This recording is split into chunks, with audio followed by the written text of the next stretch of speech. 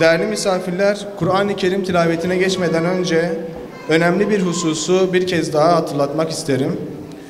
Gazze'de bir haftadır devam eden insani ara İsrail'in bugün gerçekleştirdiği saldırılar ile maalesef sona erdi. Gazze'yi yine hüzün, yine gözyaşı sardı. Bu zulüm karşısında şanlı bir direniş ortaya koyan Gazze'nin yiğit evlatlarına huzurlarınızda selam göndermek istiyorum. Selam olsun İzzettin El-Kassam Tugaylarına, selam olsun yiğit Hamas'a, selam olsun ümmetin onurunu muhafaza edenlere ve yine selam olsun tüm yiğitlere ve tüm şehitlere. Şimdi Kur'an-ı Kerim tilaveti için Harun Arslan hocamızı kürsüye davet ediyorum.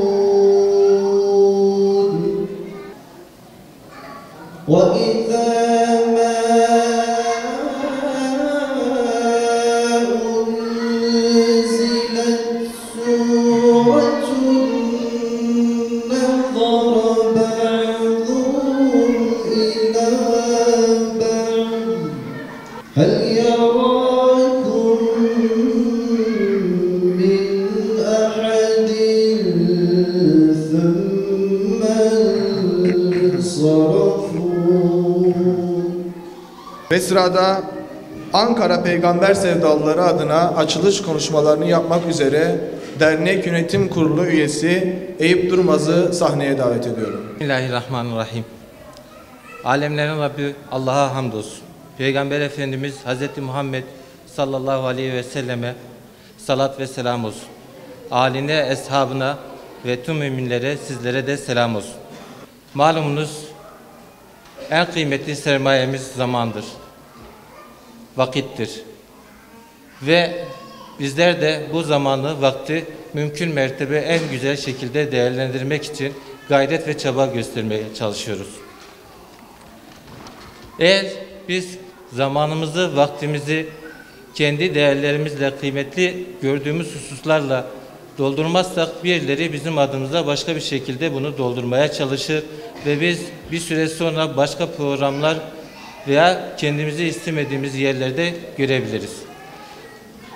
Peygamber Sevdaları Vakfı olarak biz de her aya bir anlam, bir mana yükleyerek bu mana ve anlam çerçevesinde programlar düzenlemeye çalışıyoruz.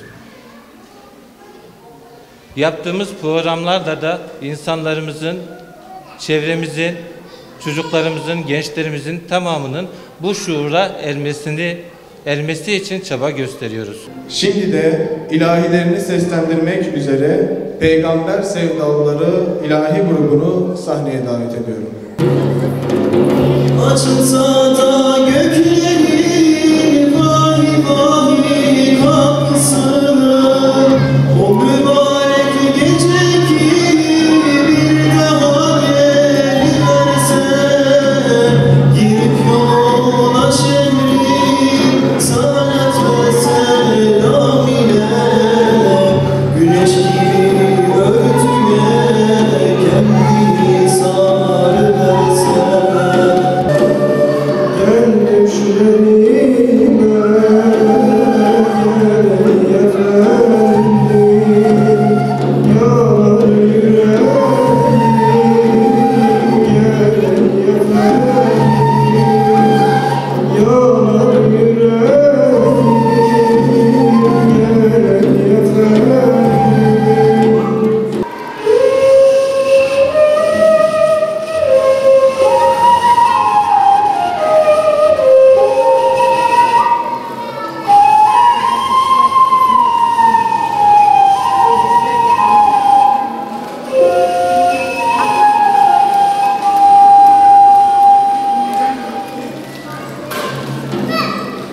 hayata ishab bederd و keder can mali var dirbune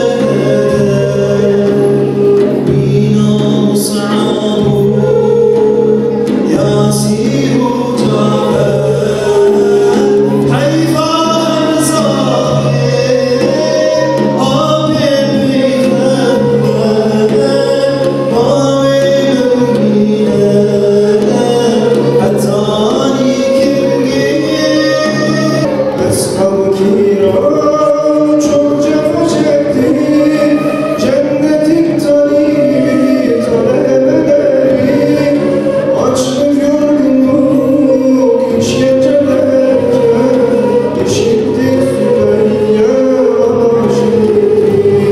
Beşinci sırada programımızın anlam ve önemine binaen konuşmalarını yapmak üzere Sayın Doktor Hüseyin Gökalp hocamızı kürsüye davet ediyorum. Bütün isimler çökmüştür. Bütün insanlar boşa çıkmıştır. İslam dışında izlediği bir şekilde. Zübeyir İbnül Avvam çok disiplinli bir şekilde yetişmiş. Çok iyi ok kullanıyor. Çok iyi ok atıyor. Çok iyi kılıç kullanıyor. Çok iyi ata biniyor. Ticarette çok iyi.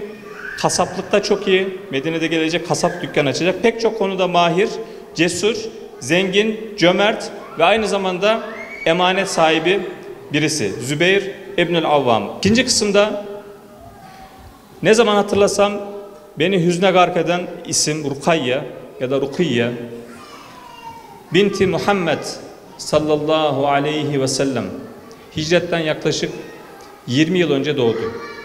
Hicretten 20 yıl önce doğdu. Önce Ebu Cehil'in oğlu Utbe ile nişanlandı. Daha sonra bu evlilik gerçekleşmedi. Çünkü risalet geldi ve nişan atıldı. Ardından Osman'la evlendi radıyallahu anh ve onunla birlikte Habeşistan'a gitmek zorunda kaldı. Mekke'den Habeşistan'a gitmek zorunda kaldı. Daha sonra Habeşistan'dan döndü. Medine'ye gitmek zorunda kaldı. 20'li yaşlarda bir çocuğu oldu. İsmi Abdullah. Çocuğun ismi Abdullah. Bu çocuk 2 yaşlarındayken bir horozun yüzünü gagalaması sebebiyle öldü. Peygamber sallallahu aleyhi ve sellemin ölen 3 torunundan biriydi. Peygamber sallallahu aleyhi ve sellem Bedir'de zafer kazandıktan sonra döndüğünde neyle karşılaştı? Rukayye'nin cenazesiyle karşılaştı. Ve Rukayye'yi gömmedi bile. Rukayye defnedilmişti. Peygamber sallallahu aleyhi ve sellem kendi böyle burnunda acaba ne kadar tüttü Rukayye? 20 yaşında, 22 yaşında vefat ettiğinde tam 22 yaşındaydı. İkinci çocuğu. İlk çocuğu da öldü. Zeynep de öldü. Üçüncü çocuğu Ümmü Gülsüm de öldü. Bunlar çocukken ölmediler. Hepsi 20, Zeynep 30 yaşlarında, yani 20-30 yaş arasında öldü bu kızlar. Hepsi Hatice'dendi. Es-sabru inde sadmetul ula, sabır musibetin ilk anındadır. Bu sabır değil. Sabır musibetin ilk anındadır. Peki sabır böyle random bir şey çıkan, böyle ya öyle ya öyle olan bir şey değil. Bir insan kondisyonludur sabretmeye. Tam o an geldiğinde sabreder. Futbolcular bilirsiniz, haftada bazen oynayacaklar, bazen oynamayacaklar. Bir maç için bir hafta boyunca antrenman yapıyorlar. Bazen biz bir ömür imtihan içerisinde, antrenman içerisinde oluruz. Bazen oyuna gireriz, bazen girmeyiz. Bazen zafer kazanabiliriz, bazen bu zafer bize denk gelmeyebilir. Belki bizden sonrakiler yaşayacaklar büyük bir zafer. Ama kesinlikle zafer yaşanacak. Çünkü az önce okuduğum ayet topluluklar ve devletler için de geçerli. وَتِلْكَ الْاَيَّامُ نُدَاوِلُهَا بَيْنَ النَّاسِ. Biz musibetle ve mağlubiyetle imtihan olduk 100 yıl önce, 150 yıl önce. 150 yıldır yeniyiz. Bu tekrar dönecek, biz tekrar galibiyetle imtihan olacağız. O zaman tekrar test olacağız. Bizden beklenilen zafer değil, bizden beklenilen doğru yerde durmak. O sebeple Peygamber sallallahu aleyhi ve sellem şöyle buyurdu. وَلِكُلِّ kemalin zeval, her kemalin bir zevali vardır. Bu Allah'ın kanunudur. Her yükselen bir gün düşecek. Her düşen bir gün yükselecek. Biz bazen galibiyetle, bazen de mağlubiyetle imtihan olacağız.